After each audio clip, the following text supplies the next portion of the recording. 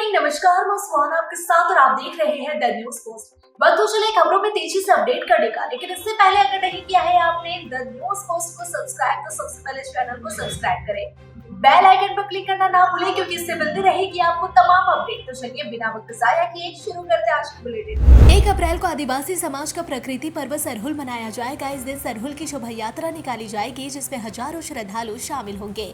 जिसे देखते हुए रांची ट्रैफिक पुलिस द्वारा 1 अप्रैल को रांची के ट्रैफिक व्यवस्था में बदलाव कर दिया गया है। ट्रैफिक एसपी कैलाश करमानी के दिशा निर्देशानुसार सरहुल के मौके पर 1 अप्रैल सुबह 6 बजे से रात 12:30 बजे तक मेन रोड में सभी प्रकार के भारी वाहनों का परिचालन वर्जित कर दिया गया। सभी बड़े वाहन रिंग रोड का इस्तेमाल करेंगे। वहीं निजी वाहनों की एंट्री भी मेन रोड में दोपहर 1 बजे से शोभा यात्रा की समाप्ति तक नहीं होगी। इसके अलावा सामान्य वाहनों का प्रवेश भी दोपहर 1 बजे से सिरमटोली शरण स्थल की ओर मेन रोड में वर्जित रहेगा।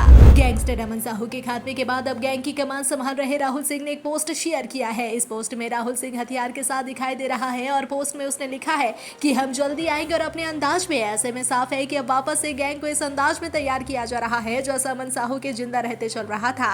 वहीं राहुल सिंह के इस पोस्ट का इशारा उन कारोबारी, ठेकेदार और ट्रांसपोर्टर की तरफ है जो समझ रहे थे कि अमन साहू के एनकाउंटर के बाद गैंग खत्म हो जाएगा और उन्हें आतंक से छुटकारा मिल गया। लेकिन राहुल सिंह की यह पोस्ट इस बात की ओर इशारा कर रही है कि जिस तरह से अमन के आतंक से लोग खौफ खा रहे थे, उसी तरह अब राहुल भी अपना आतंक कायम करना चाहता है। लातेहार पुलिस को बड़ी सफलता हाथ लगी है। पुलिस ने प्रतिबंधित उग्रवादी संगठन जेजेएमपी के एरिया कमांडर मुरारी भुइया उर्फ छोटू जी उर्फ पप्पू जी को गिरफ्तार कर लिया। मुरारी भुइया को छिपादोहर के कटिया जंगल से गिरफ्तार कर लिया है और बरवाडीह डीएसपी ने प्रेस वार्ता कर गिरफ्तारी की जानकारी दी। गढ़वा जिले की पुलिस को बड़ी सफलता हाथ लगी है। पुलिस ने रंका थाना क्षेत्र के गासेदाग में नक्सली संगठन टीएसपीसी के नाम पर माइन संचालकों से लेवी की मांग करने वाले 3 अपराधियों को गिरफ्तार कर लिया। गिरफ्तार किए गए अपराधियों के पास से एक देसी कट्टा, माइन से लूटे गए मोबाइल, वर्दी और एक मोटरसाइकिल बरामद की गई है। ये अपराधी माइन संचालकों से लेवी की मांग को लेकर उन्हें धमकाते और उसके साथ मारपीट करते थे। पलामू जिले के उटारी थाने के गांव में एक नाबालिग ने फांसी लगाकर आत्महत्या कर ली है। सूचना मिलने पर पुलिस घर पहुंची। प्रारंभिक अनुसंधान में मामला प्रेम प्रसंग के कारण मां से पिटाई करने के बाद नाराज होकर उठाया गया कदम के रूप में सामने आया है। उटारी के थाना प्रभारी प्रदीप कुमार दुबे ने बताया कि मृतका का शव शुक्रवार की रात थाना लाया गया था। शनिवार की सुबह मेदिनीनगर के एमआरएमसीएच में पोस्टमार्टम के बाद शव परिजनों को सौंप दिया गया। पुलिस का कहना है कि परिजनों ने नाबालिग की शादी तय कर दी थी, जिससे वह नाखुश थे। फोन पर प्रेमी से बात करने के कारण मां ने उसे फटकार लगाई थी। इसी के कारण शुक्रवार की रात उसने फांसी लगाकर जान दे दी। जमशेदपुर के बागबेड़ा ग्रामीण जलापूर्ति योजना को धरातल पर उतारने की मांग को लेकर आज ग्रामीण क्षेत्र के लोगों ने जोरदार प्रदर्शन किया। बागबेड़ा महानगर विकास समिति के बैनर तले महिलाओं और पुरुषों ने हाथों में बर्तन लेकर विरोध जताया। बता दें कि गर्मी आते ही इन क्षेत्रों में पानी का लेयर 600 फीट से भी नीचे चला जाता है, जिससे इलाके में घोर जल संकट गहरा जाया करता है। इन क्षेत्रों के लोगों को पानी के लिए रोज जद्दोजहद करना पड़ता है। ऐसे में ग्रामीणों की मांग है कि जल्द से जल्द बागबेड़ा जलापूर्ति योजना शुरू की जाए, क्योंकि अगर योजना शुरू होती है तो पानी की समस्या दूर हो जाएगी। अगर आपने अब तक राशन कार्ड की केवाईसी नहीं करवाई है तो फिर चिंता की कोई बात नहीं है। अब आप 30 अप्रैल तक राशन कार्ड की केवाईसी करवा सकते हैं। दरअसल केंद्र सरकार द्वारा जारी निर्देश के बाद राशन कार्ड की केवाईसी कराने की डेडलाइन 30 अप्रैल तक बढ़ा दी गई है।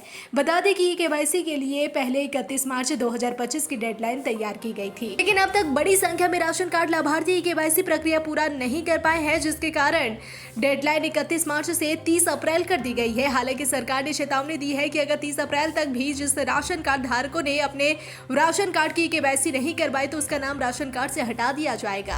दुमका जिले के शिकारीपाड़ा थाना क्षेत्र अंतर्गत असना गांव के समीप नदी किनारे एक नाबालिग का शव बरामद किया गया है। ग्रामीणों ने इसकी सूचना पुलिस को दी, जिसके बाद घटनास्थल पर पहुंची पुलिस ने शव को कब्जे में लेकर जांच में जुट गई है। घटना के बारे में बताया जा रहा है कि नाबालिग अपने घर से शुक्रवार को अपने मामा के घर जाने के लिए निकली थी। जिस जगह से नाबालिग का शव बरामद किया गया वह उसके मामा के घर से महज 500 मीटर की दूरी पर स्थित है। वहीं इस पूरे मामले पर जिले के एसपी पीताम्बर सिंह खिरवाड़ ने बताया कि नाबालिग लड़की का शव मिलने की सूचना पर पुलिस घटनास्थल पर पहुंची। परिजनों और ग्रामीणों से पूछताछ कर मामले की जांच की जा रही है। देश के बड़े बिजनेसमैन गौतम अडानी ने मुख्यमंत्री मंत्री आवास में झारखंड के मुख्यमंत्री हेमंत सोरेन से मुलाकात की। यहाँ दोनों के बीच लंबी बैठक चली। बैठक में झारखंड में उद्योग से जुड़े कई मुद्दों पर दोनों के बीच बातचीत हुई। इस बैठक में झारखंड के उद्देश्य पर चर्चा की गई कि कैसे झारखंड में निवेश को बढ़ावा मिले और कौन से क्षेत्र में कौन सा प्लांट और कौन सा उद्योग बेहतर हो सकता है, इस पर मंथन किया गया। बता दें कि हाल ही में कोलकाता बिजनेस मीट में मुख्यमंत्री हेमंत सोरेन शामिल हुए थे। इसके बाद वहां पर कई बड़े उद्योगपतियों से मुलाकात भी हुई थी। अंबानी और अडानी के प्रतिनिधि के साथ बैठक हुई थी। साथ ही कई अन्य उद्योगपतियों से मुलाकात कर उन्हें झारखंड आने का न्योता दिया गया था। उसके बाद सीएम हेमंत सोरेन को झारखंड में बड़े प्रस्ताव भी मिले थे, जिससे रोजगार के अवसर खुल गए। लेकिन अब तक अडानी की ओर से झारखंड में इन्वेस्ट को लेकर कोई बड़ा प्रोजेक्ट का प्रस्ताव नहीं दिया गया था। रांची पुलिस की लापरवाही के कारण आज राजकीयकृत मध्य विद्यालय पुलिस लाइन में अफरा तफरी मच गई। स्कूल में आंसू गैस का धुआं पहुंचने से बच्चों की आंखों में जलन व कई बच्चों को सांस लेने में दिक्कत होने लगी। कुछ बच्चे बेहोश होने लगे, जिसके कारण आनन फानन में दर्जन भर बच्चों को सदर अस्पताल ले जाया गया। फिलहाल 2 बच्चियों को अस्पताल में भर्ती कराना पड़ा है। यह पूरी घटना स्कूल के पास मौजूद पुलिस लाइन में मॉक ड्रिल की वजह से हुई है। जमशेदपुर शहर में हो रहे आपराधिक घटनाओं पर लगाम लगाने के लिए जमशेदपुर पूर्वी की विधायक पूर्णिमा साहू ने जिले के एसएसपी किशोर कौशल से मुलाकात की। एसएसपी से विधायक पूर्णिमा साहू ने आपराधिक घटनाओं पर लगाम लगाने का आग्रह किया। इस बारे में जानकारी देते हुए विधायक ने बताया कि शहर में हत्या, चोरी जैसी घटनाएं अब आम बात हो गई है। हर रोज चोरी की घटनाएं या फिर हत्या जैसी वारदात से शहर के लोगों में एक डर का माहौल है, जिसे ठीक करने को लेकर एसएसपी से कहा गया है। उन्होंने कहा कि चेकिंग के लिए निर्धारित जगह सुनिश्चित करने का सुझाव भी एसएसपी को दिया गया है, ताकि वाहनों की चेकिंग की जाए और शहर में जहां जाम लगता है वहां ट्रैफिक पुलिस की तैनाती की जाए। गुमला के रायडीह थाना क्षेत्र के सोगाघाटा गांव में शनिवार की अहले सुबह जंगली हाथी का तांडव देखने को मिला। यहाँ के अंबाकोना में हाथी के कुचलने से गांव के ही 72 वर्षीय वृद्ध फिरला नगेसिया की घटनास्थल पर मौत हो गई। मौके पर मौजूद कई ग्रामीणों ने भागकर अपनी जान बचाई। ग्रामीणों ने घटना की जानकारी वन विभाग व रायडीह थाना को दी, जिसके बाद फॉरेस्ट इंचार्ज शमी आफ्ताब व रायडीह थाना प्रभारी कुंदन कुमार सिंह दलबल के साथ घटनास्थल पर पहुंचे, जहां शव को अपने कब्जे में लेकर पोस्टमार्टम के लिए सदर अस्पताल गुमला भेज दिया गया। घटना के संबंध में बताया जा रहा है कि शनिवार की अहले सुबह वृद्ध उठकर महुआ चुनने के लिए पड़ोस के अंबाकोना गांव के जंगल गया था, जहां एक जंगली हाथी आ धमका और अपनी सूंड से वृद्ध को कुचलकर मार डाला। अखिल भारतीय विद्यार्थी परिषद रांची महानगर ने शनिवार को सेंट्रल लाइब्रेरी के सभागार में नई कार्यकारिणी 2024-25 की घोषणा की। इसमें डॉक्टर संतोष कुमार महतो अखिल भारतीय विद्यार्थी परिषद यानी ABVP के रांची महानगर अध्यक्ष बनाए गए हैं, जबकि तुषार दुबे महानगर मंत्री बनाए गए हैं। इस मौके पर महानगर मंत्री तुषार दुबे ने कहा कि वे अखिल भारतीय विद्यार्थी परिषद का मूल्य ध्येय ज्ञानशील एकता को अंतर्निहित करते हुए राष्ट्र प्रथम भाव से विद्यार्थियों के हित के लिए व समाज में सकारात्मक कार्य को गति देने का कार्य करेंगे। महानगर मंत्री सिर्फ एक पद नहीं बल्कि दायित्व है। यह दायित्व उन्हें हमेशा अवगत करवाएगी कि पूरी रांची महानगर की शिक्षा का सुदृढ़ीकरण उनके कंधे पर है। विद्यार्थियों के हित के लिए वे 24 घंटे तत्पर रहेंगे। Santosh college of teachers training and education के IQAC सेल द्वारा डोरंडा के पलाश ऑडिटोरियम वन भवन में एक दिवसीय अंतर्राष्ट्रीय सेमिनार का सफल आयोजन किया गया। इस सेमिनार का विषय बिजनेस इंटेलिजेंस की सहायता से विश्व की जनजातियों को सशक्त बनाना रखा गया। सेमिनार के उद्घाटन समारोह में उच्च एवं तकनीकी शिक्षा विभाग झारखंड के प्रधान सचिव राहुल कुमार पुरवार व रांची विश्वविद्यालय के कुलपति डॉक्टर अजित कुमार सिन्हा उपस्थित थे। इस अवसर पर आगंतुक अतिथियों द्वारा सोवीनियर जनजातीय लोकगीत संकलन पुस्तिका एवं त्रैमासिक पत्रिका ज्ञान पीयूष का विमोचन किया गया। डोरंडा कोषागार के पूर्व ट्रेजरी ऑफिसर पवन कुमार केडिया को भ्रष्टाचार के आरोप में विजिलेंस की विशेष अदालत ने 5 साल की सजा सुनाई है। इसके साथ ही 30,000 रुपए का जुर्माना भी लगाया गया। अगर पवन कुमार केडिया जुर्माना नहीं देते हैं तो उन्हें 6 महीने की अतिरिक्त सजा भुगतनी होगी। पवन कुमार केडिया पर आरोप था कि उन्होंने डोरंडा कोषागार में बिल पास करने के एवज में 30,000 रुपए की मांग की थी। भारतीय रेलवे ने विकास कार्य की वजह से कई ट्रेनों के संचालन में बदलाव। इस दौरान कुछ ट्रेन जो कि रद्द रहेंगी। जिन ट्रेनों को रद्द किया गया है उसमें झारग्राम धनबाद झारग्राम मेमू एक्सप्रेस प्रमुख है, जबकि कुछ ट्रेनों के रूट में परिवर्तन किया गया है। बता दें कि रेलवे ने 2 अप्रैल को टाटानगर से हटिया जाने वाली टाटा हटिया एक्सप्रेस के मार्ग में बदलाव किया है। यह ट्रेन अब चांडिल पुरुलिया कोटशिला की बजाय चांडिल गुंडबिहार मोरी होकर हटिया पहुंचेगी। वहीं Adra Midnapore Adra MEMU passenger Asansol Adra Asansol MEMU passenger Jhargram Dhanbad Jhargram MEMU express को 1 अप्रैल से 6 अप्रैल तक रद्द कर दिया गया है। रांची नगर निगम प्रशासक संदीप सिंह द्वारा द्वारा स्वच्छता टीम के कार्यों की समीक्षा की गई। साथ ही महत्वपूर्ण निर्देश भी दिए गए, जिसके अनुसार अप्रैल माह से मिक्स्ड कूड़े का उठाव पूरी तरह से बंद कर दिया जाएगा। 1 अप्रैल से नगर निगम की ओर से किसी भी परिस्थिति में मिक्स कूड़े का संग्रहण नहीं किया जाएगा। यदि कोई नागरिक या प्रतिष्ठान बार बार निर्देशों का उल्लंघन करता है तो उन्हें नोटिस जारी किया जाएगा। इसके लिए कार्रवाई भी की जाएगी, जिसमें निर्देशों का पालन नहीं करने वालों का वाटर कनेक्शन बंद कर दिया जाएगा।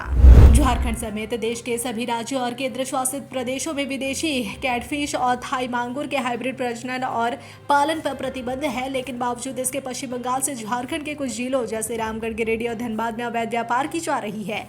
ऐसे में विदेशी कैटफिश और थाई मांगुर के अवैध व्यापार सूचना मिलने पर संबंधित जिला मत्स्य पदाधिकारियों द्वारा उसे नष्ट करने के लिए आवश्यक कार्रवाई की गई है। इसकी जानकारी देते हुए कृषि मंत्री शिल्पी नेहा तिर्की ने बताया कि एनजीटी के आदेश के अनुसार विदेशी कैटफिश कलेरियस गेरीपीनस यानी थाई मांगुर और इसके हाइब्रिड के अनाधिकृत पालन और प्रजनन से जल संसाधनों, स्थानीय मछली प्रजातियों, प्राकृतिक जैव विविधता और स्थानीय मछुआरों के लिए खतरा पैदा होती है। इसी के तहत झारखंड में भी थाई मांगुर और इसके हाइब्रिड का पालन और प्रजनन प्रतिबंधित है।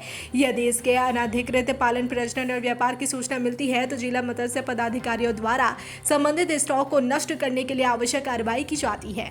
भारत ने भूकंप प्रभावित देश म्यांमार की तरफ मदद का हाथ बढ़ाया है। वायुसेना द्वारा 15 टन से अधिक की राहत सामग्री की पहली खेप म्यांमार भेजी गई है। हिंडन में मौजूद भारत हिंडन एयरफोर्स स्टेशन से भारतीय वायुसेना यानी IAF C-130J विमान द्वारा म्यांमार को राहत सामग्री भेजी गई है। विदेश मंत्री एस जयशंकर ने इस बारे में जानकारी देते हुए बताया कि ऑपरेशन ब्रह्मा के तहत सामग्री की पहली खेप भेज दी गई है, जो कि यंगून एयरपोर्ट पर पहुंच गई है।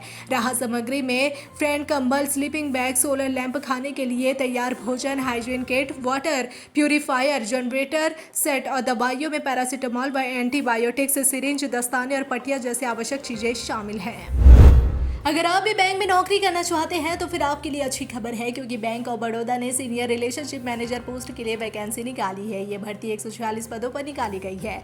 इसके लिए आवेदन प्रक्रिया 26 मार्च से शुरू हो गई है। वहीं आवेदन की आखिरी तारीख 15 अप्रैल तक है। योग्य उम्मीदवार इसके ऑफिशियल वेबसाइट पर जाकर आवेदन कर सकते हैं। बैंक ऑफ बड़ौदा में आवेदन करने के लिए उम्मीदवार के पास मान्यता प्राप्त संस्थान से ग्रेजुएशन की डिग्री होनी चाहिए। साथ ही 2 साल की post graduation degree, diploma in management के साथ साथ रेगुलेटरी सर्टिफिकेशन भी होनी चाहिए। इसके अलावा आवेदन की न्यूनतम आयु 22 वर्ष और अधिकतम आयु सीमा 57 वर्ष होनी चाहिए।